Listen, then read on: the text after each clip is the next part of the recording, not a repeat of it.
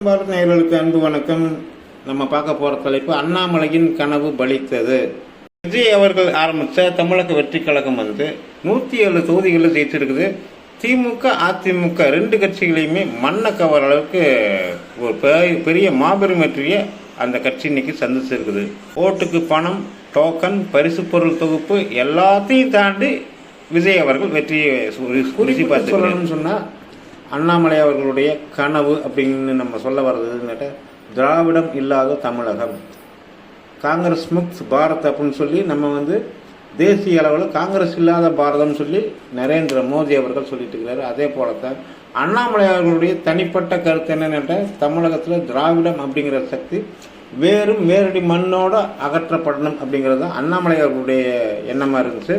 இதற்காகத்தான் அவர் கடுமையாக உழைச்சார். அவர் மாநில துணைத் தலைவராக ஆனதிலிருந்து மாநில தலைவராக அவர் 2 ஆண்டுகள் பணிபுரிந்த வரைக்குமே கிட்டத்தட்ட அற்புதமான வேலை செஞ்ச 3% வாக்கு வங்கி இருந்த பாஜகவை சுமார் 12% வாக்கு வங்கி உள்ள ஒரு அருமையான ஒரு வளர்ச்சியை கொடுத்தாரு அவருடைய பொறுப்பு காலத்தில், பதவி காலத்தில்.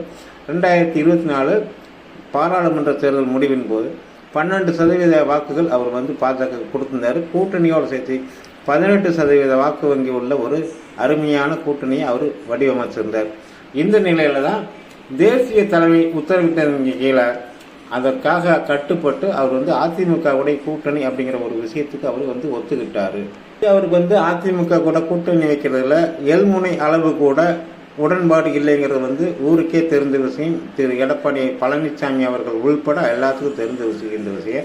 இருந்தாலும் தமிழகத்தில் இருக்கிற பாஜகவினுடைய மூத்த நிர்வாகிகள் எல்முருகன், வானதி சீனிவாசன், தமிழிசை சவுந்தரராஜன் இவங்க போல சில மூத்த நிர்வாகிகளுடைய விருப்பம் அதிமுகவுடைய கூட்டணி இருக்கணும் அப்படிங்கிறதாக இருந்துச்சு.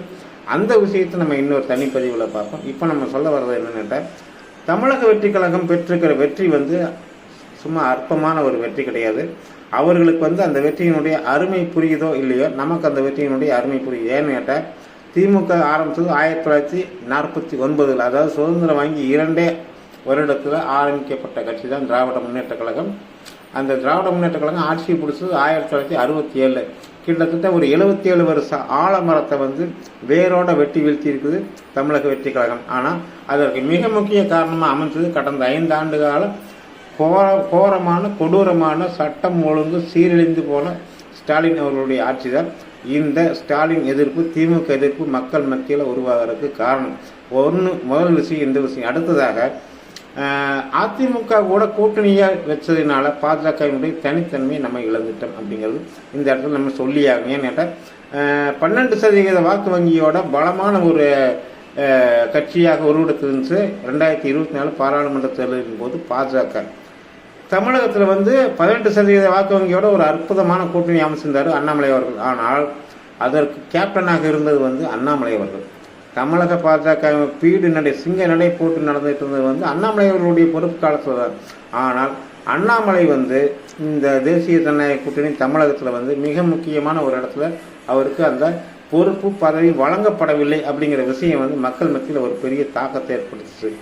சரி, பலமான ஒரு எதிரி திமுகவை வீழ்த்ததற்கான ஒரு பலமான ஒரு ஆள் வேணும் அப்படின்னு சொல்லி அவங்க ஒட்டுக்க அப்படியே அண்ணாமலை அவர்கள் பக்கம் இருந்த பாதி பேரும் சேர்ந்து டிவிகே பக்கம் சேர்ந்துட்டாங்க அப்படிங்கிறத இந்த தமிழக தேர்தல் முடிவுகள் நமக்கு உணர்த்துது. மட்டும் இல்லாமல் அதிமுக கூட பாஜக கூட்டணி வச்சது பிடிக்காத பாஜகவினர், அதாவது கட்சியில் அவங்க உறுப்பினராக இருக்க மாட்டாங்க, கட்சியினுடைய ஆதரவாளர்களாக இருப்பாங்க, அண்ணாமலையுடைய ஆதரவாளர்களாக இருப்பாங்க, அண்ணாமலையுடைய தனிப்பட்ட அரசியல் செயல்பாடுகள் காரணமாக அவரை ஃபாலோயராக இருந்திருப்பாங்க.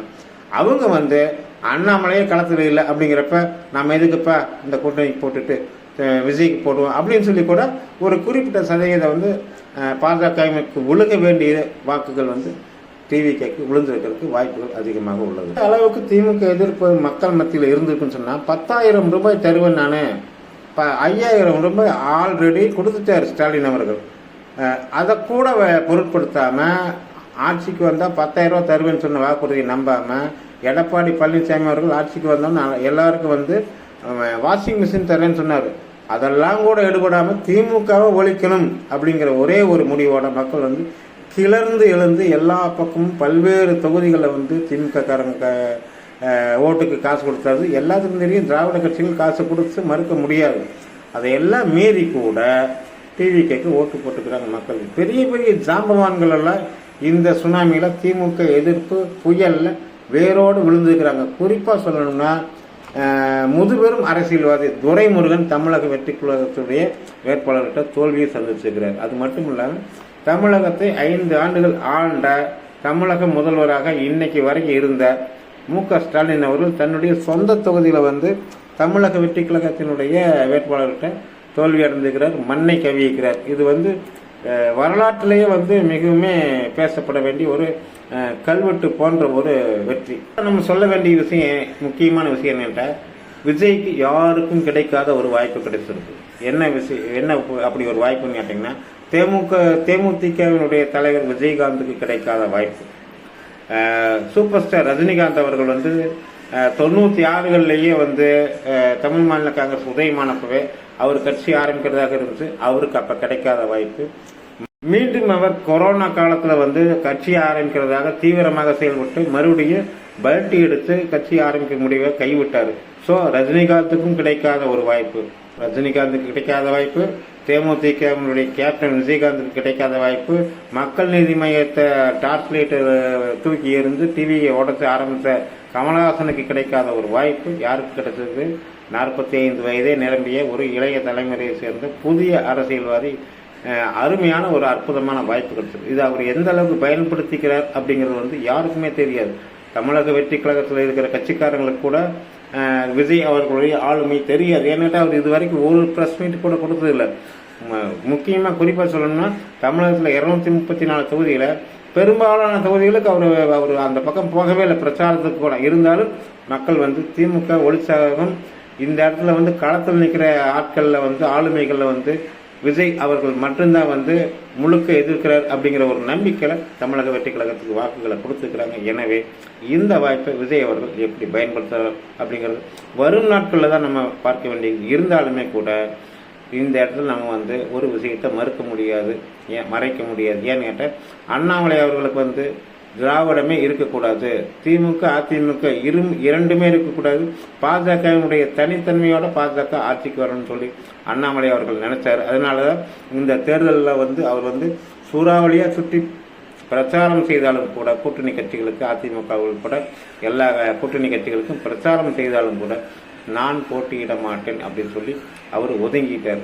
இதில் இன்னொரு விஷயம் நமக்கு புரியாத புதிது என்னன்னு, விஜய் அவர்களும் தமிழக வெற்றி கழகத்தினரும் ஒரு ட்ரெஸ் கோடு, அதாவது காக்கி பேண்ட்டு ஒயிட் ஷர்ட்டில் வந்து எலெக்ஷன் போலிங் அன்னைக்கு வந்து ஓட்டு போட்டு நம்ம எல்லாத்துக்குமே தெரியும்.